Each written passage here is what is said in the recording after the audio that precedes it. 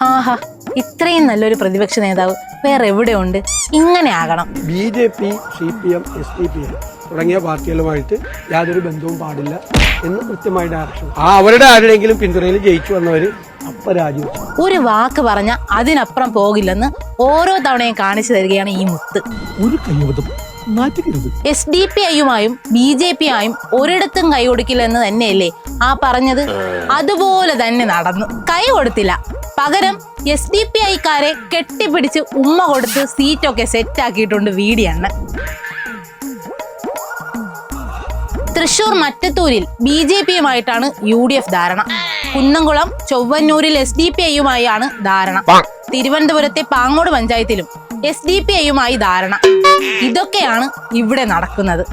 VD Satheesan എന്ന പ്രതിപക്ഷ നേതാവ് ഇതൊക്കെ അറിയുന്നുണ്ടോ എന്തോ? അല്ലെങ്കിലും അണികൾ അവരുടെ വഴിയെ, നേതാവ് നേതാവിന്റെ വഴിയെ. കൂടുതലൊന്നും പ്രതീക്ഷിക്കരുത്.